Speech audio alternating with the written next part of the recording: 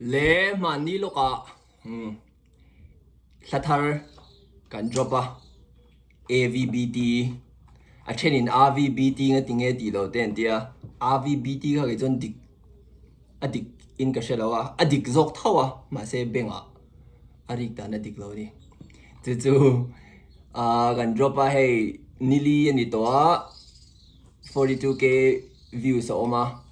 chuan comment sau hi ni sẽ khá lo mẹ mẹ mà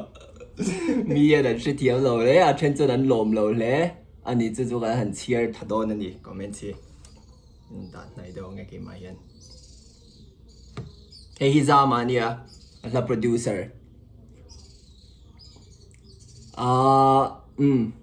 comment cần chia rằng bậc hạt na đập về giúp mày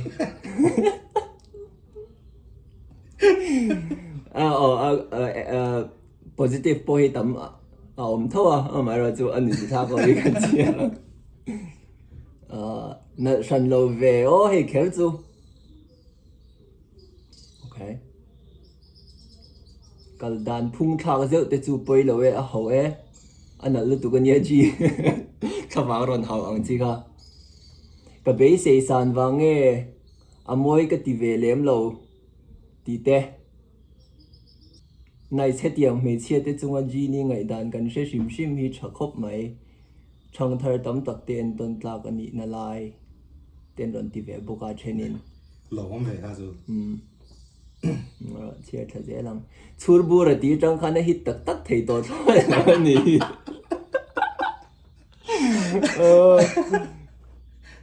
music hi chinh sốt nắng mà ni là music taste là sao khá chú cái thiểm đâu nhỉ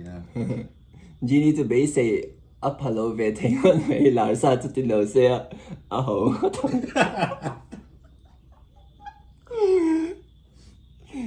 ok bể xây Apollo về rồi trong để khai à hổ em mấy ở trên chân nice heavy để về để bọn đi về thấu Yo, hi chúa có vấn đề đặc unpopular opinion.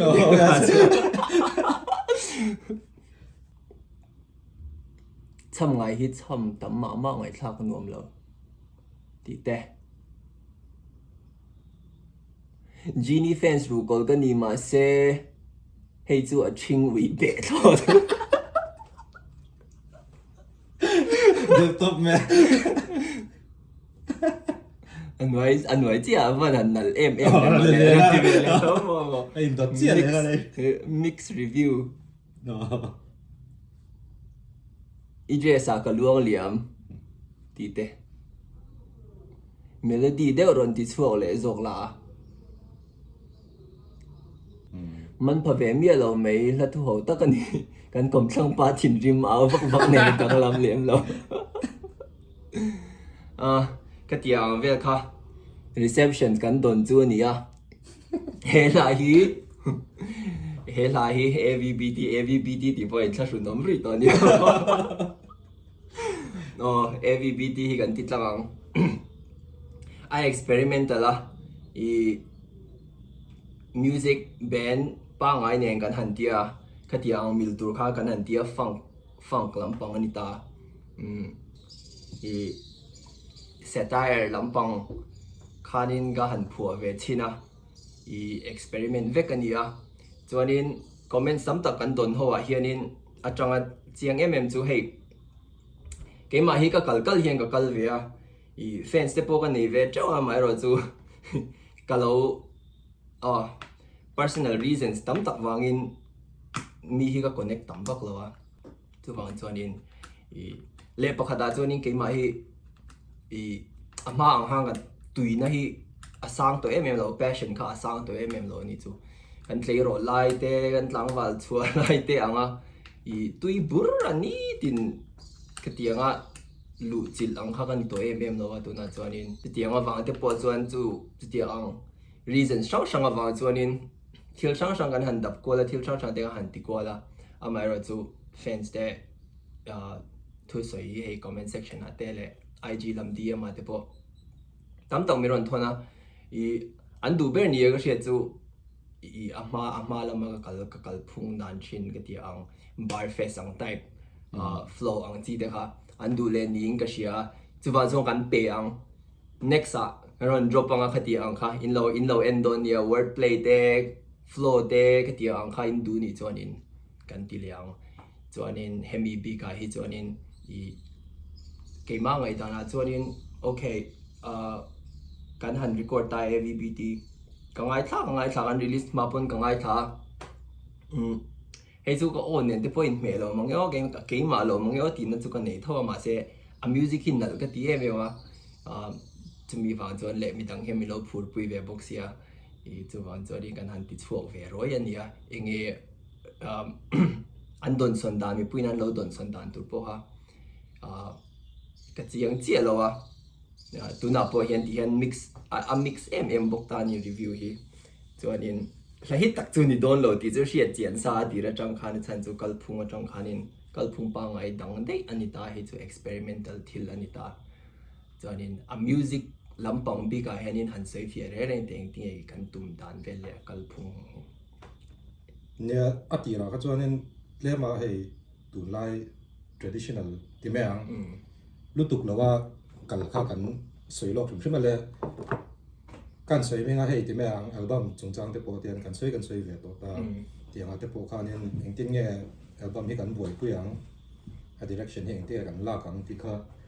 tian chungchang te po kan soi na khan in khati atanga kan phu chu hi ni veng ka ria tun mi chu ba ka kan influence te modern hip hop ti meang tu na jong Kendrick ta ni deuh top me a hip hop chu chuan in Kendrick lo te po engting an yang tu nge yang le ma modern deuh le Travis Scott te po yang do ti meang chuan Travis Scott ang tu nai la deuh pakhat chu Hanuman kai na kha ka ti ala te Def Jam label la India Def Jam on pa kha pa te po khan ta la khop me hey an production hi modern ni so hey tu nai top ta kha kan du lo ni me lo in klemin hey chu engting an yang kan inspiration le hey klema lo old school hip hop tak ho 1970s atang 80s NWA ma ni chu am jeng chuan hey gangster rap ron dal tak ma ami yang chi ho kha I hey attempt ve chin angu ti kha ni ta yes chuan kan influence te ang chu Tribe Called Quest ti te De La Soul ti velang chi ho hey pure hip hop ang chi khat yang kha hey atam lo bok kan tia ge man hey kan lo tui ve kan lo tui ve bok len kha nin khat yang kha hey ti ve tum chin angu ti kha ni ta chuan in tun mi ha ABBT bi ki zo music lampang zong soi don chuan in a influence a hian in R&B hi lian em funk den hian funk hi lian zo ma ti me ang ama groove hrim po hi funky bon top ta chu da tak chuan ge mani po hian in hey I tian china De La Soul te tiang vel khat yang ho kha I lat ngai tua thawa ma se tun lai ne na engtin nge tun lai a music relevant ne na and no relevant ya han hey cover pu ma ngani zui he hey a hip hop ringot no po hey genre rang sang a po hanin tun lai nge relevant ti te kan ngai tua chuan kan reference len ber te zin mi Silk Sonic khani bok ta tiang kha hey ti ve tem ve kha cha kom ni chu chen chu Anderson .Paak ten liana tun lai phei chuan Anderson .Paak kan influence lian ber pakhat a groove a phei ka chuan no le ke ma po hian ami ma lang hian ka ngai sang pon to pa Anderson .Paak is hip hop a chuan in engai ka ngai slap nem ber te zin ami ni wang khan in khatian direction de le khan hrim bok ta chuan in I music arrangement ni chu nalalom I rampo sa puna ria ka fak ngai na shelo ma se a music a zon a bassline ni chu nal ti tok ke pon bassline ni chu nal an tang ve lo ma chu I music arrangement chu nal analom ma se ke ma style le ke ma flow te ke ma hlazia dan te ne khanin thilin koprem chi lo kha om ve in ka shia ni chu mo ke ma pon chu ma chu in le soi tap chuan a hla hi a ril vak lo ve no la ri tak kha di lo ril tu a design kha ni lo ve hrim bok ta nangma poni phua line kha kan siam ma sak para kala shia ka ngai thak kha nin he la chu a va thing re ma se hey engam moni intent kha ni chu ti tum kha ne la kha ni he mai kha wa hai ka lom to ba ke ma chuan ngày khác cho nên thì ngày đàn hành xiêm thì ngày khác ngày đàn xiêm hal ngày này cho nên cái bộ sợi tóc cho nên ril lâu bốc sẽ trinh cái gì rồi mà sẽ trinh đàn cái cái chú cái mang ngày đàn cho nên trinh xiên trinh xiên này vậy hey set tay là nhỉ nó lại tất cả kami lại tất cả hey mình đang pon sợi toa rambo pon sợi toa thì khai lại tất cả cái ngày lúc về này rồi tắm lâu bốc ta hey mình soว่า hiện nên mi le unapologetic cái ya tuần mi hay rồi hey tu mà kha anh ấy sắc khăn pa lo đã thủ kan sẽกันฉัน đều thế này rồi chân chụp ngay cái cái kami kha kami yes anh nhớ rồi mà kami attitude kha cái rồi attitude tăng cho nên unapologetic cho nên satirically in meaning anh ấy thui về ta thì mình anh real lo han tiền cho nên context ngày tuổi trẻ na hay han ngày tuổi vong vong na tham chu anh ấy mi lo mà sẽ soi tung khá soi chiang về em ấy sẽ và hàng cái mà cho nên lyrics bị cả cho nên cái lồng em nó chăn bạc hạt cho nên về cái sẽ le music này là po music này khăn trăng luôn tụ cho trần cho vẫn là về nó xa phụ nghe phụ đâu chứ nghe khi tụ tên le life hạt play hạt nuo bốc nuo mà nha band centric đều lek hạt sim sim bốc ta comment sai nên anh ngày đàn bạc hạt cái tròn bụi đâu bạc hạt chú ngày khác mình ăn lạc là vấn đề cái bộ nắng mạo bây ngày đó thì thấu cả hạt thì cái xây xa replay value này rồi mà sẽ chú cái đó tất cả cái mà cho nên attitude này nó cái statement này nó cái ngày thu hay mình lại số mà cái ngày thu về nó sẵn cái gì nó mi experiment anh ấy nào in experiment trong han result kan hua media reaction kan hua anh ngày đàn tết thì khai kan la mà kan sẽ sầu dễ lắm à thì dia mà nên pakhatin la cringe đâu hi siam tak vak mele rồi tia mana genie wordplay le bars le nghe double entendres về rồi zong a kan chin genie kan ngai ti vel kha atam an ron soi tem ta ni chu bang chu din khang kha kan siam le vatanga chu anin tuna video apo henin i comment section apo henin in tu ang chi khadu le ron soi chinu la ka ti ang tang te po han idea kan lo nenga chu anin kal phung thar kal kha kan han tum dewa amaro chu angai thatu te le kan viewers te le enge kan market ber te khani an du zong kha kan ngai thak ve kha angai a lo ngai thalo ve bo ke ma shim po yanin le hip hop community ka in chia nem talo em ke ma po hi enge thil minan tia enge du zong ti te po kha kalau chi em lem lo ni tuna hanin ka chi thar le a chuan the pit lama po kan active chho lenga reaction video te po kan ti lenga chuan I guess ato beratan chuan album kan boy pre album poi direction hi I kan siam zo to anga kanin ngaya mai ro chu a direction kha tlem kha thla le te po ngai mai the kha chu kan review thalenga ma se I album hi chu begin hla tam zo ki english ve kan ya chu ban chuan Mizoram pon lampang kha kan an aim deuh leka album hi chuan ve khati chhuak ve ta khropa I ahuam zau tur nge Mizoram pon chuak thei tur le alo hitani phei chuan Mizoram ta na nge ming that ve na turang chi kha kan han buai puan ya kan aim hi sa ma ringa